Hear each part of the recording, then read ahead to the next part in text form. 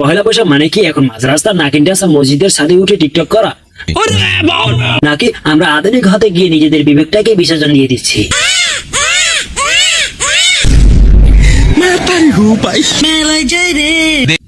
আজকের ভিডিওতে বৈশাখের নামে চলায় এমন কিছু আজব কাণ্ড দেখাবো, যা দেখলে আপনিও বলবেন আমরা আসলে কোন দিকে যাচ্ছি। পহেলা বৈশাখ আসলো আর আমাদের কাকা কাকিরা নাগিন ডাস দিব না তাগি হয়। তখন আমার আবেগে কাজ করছে, বিবেক কাজ করে না। এদিকে কেউ দুধ দিয়ে গোসল করে পাপ মুক্ত হচ্ছে,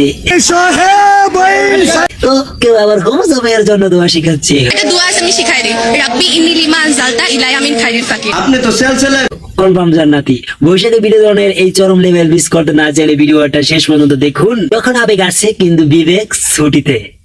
শুরুতেই দেখা গেল পহেলা বৈশাখ মানেই যেন কোমর দুলিয়ে নাচানাচি এক কাকা কাকি, তো বৈশাখ পালনের নামে রীতিমতো নাগিন ডান্স শুরু করে দিয়েছিলেন।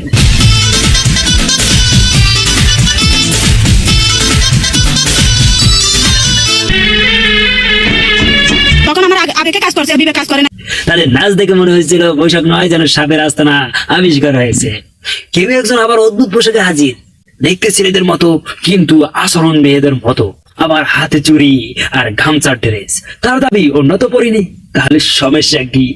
যুক্তিও বটে, কথা কয় না।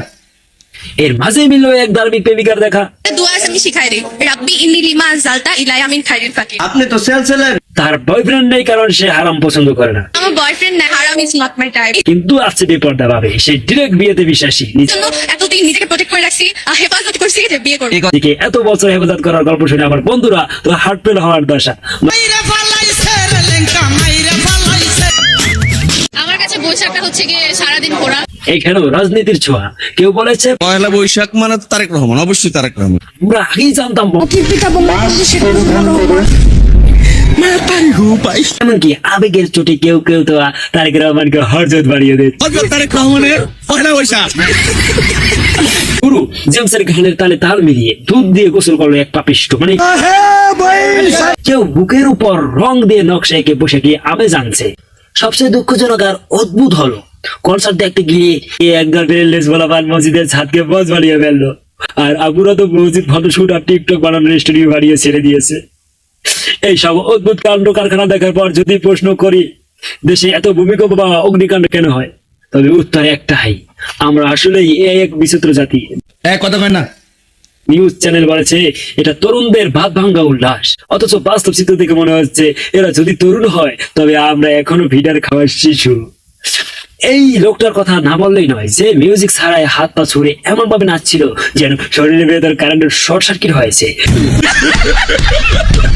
ভাই ও বোনেরা, ভিডিওর এই সব দৃশ্য দেখার পর আপনার কলিজায় কি একটু আঘাত লাগে না ভাই? আমরা কি এতটাই নিচে নেমে গেছি, বিনোদনের নামে নিজের ইমানটাকে বিক্রি করে দিচ্ছি? মনে রাখবেন আমরা মুসলিম, আমাদের প্রতিটি কাজের হিসাব একদিন আল্লাহর কাছে দিতে হবে।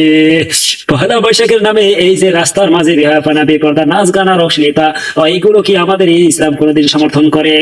কখনো না। আমরা এই মঙ্গলের আশায় মূর্তি নিয়ে মিছিল করেছি, মোমবাতি জ্বালাচ্ছি, অথচ আমরা ভুলে গেছি যে মঙ্গল বা কল্যাণ দেওয়ার মালিক একমাত্র আল্লাহ তাআলা। স্রষ্টাকে বাদ দিয়ে সৃষ্টির কাছে মঙ্গল চাওয়া সরাসরি শিরক নয়। আর যদি মসজিদের ছাদ হয়ে যায় টিকটকের স্টুডিও, আর পবিত্র আঙ্গিনা হচ্ছে ফটোশুটের জায়গা, আমাদের বিবেক আছে কোথায়? আমাদের বিবেক আজ কোথায়? আমরা কি এতটাই অন্ধ হয়ে গেছি যে কোনটা ইবাদত আর কোনটা গুনাহ সেই পার্থক্যটুকু ভুলে গেছি? নিউজ চ্যানেল একে বলেছে তরুণদের দাঁত ভাঙ্গা উল্লাস, কিন্তু আল্লাহর কসম এই উল্লাস নয়, এটি আমাদের নৈতিক ঢেলিয়াপনা আর ইমানের চরম অবক্ষয়। আমরা যদি আজ নিজেদের সংশোধন না করি, এই শিরক আর বেহায়াপনা থেকে ফিরে না আসি, তবে আল্লাহর গজব থেকে আমাদের কেউ বাঁচাতে পারবে না। আধুনিক হওয়ার মানে এই নয় যে আপনাকে নিজের ধর্ম বিসর্জন দিতে হবে, ঈশ্বরের নামে পরকাল হারাবেন না। আসুন হুজুরের নামেতে আমরা আল্লাহর পথে ফিরে আসি, এই শিরক আর নগ্নতা বর্জন করি। আল্লাহ আমাদের সবাইকে হেদায়েত দান করুন এবং আমাদের এই সমাজ, এই অন্ধকার থেকে আমাদের মুক্ততা দান করুন এবং হেদায়েত দান করুন। সকলে কমেন্ট বক্সে লিখে যাবেন আমিন, এবং আমার ভিডিওটি যদি ভালো লাগে অবশ্যই ফলো করবেন এবং লাইক দিয়ে পাশে থাকবেন, এবং ইউটিউবে হলে অবশ্যই সাবস্ক্রাইব করে আমাকে সহযোগিতা করবেন। ধন্যবাদ।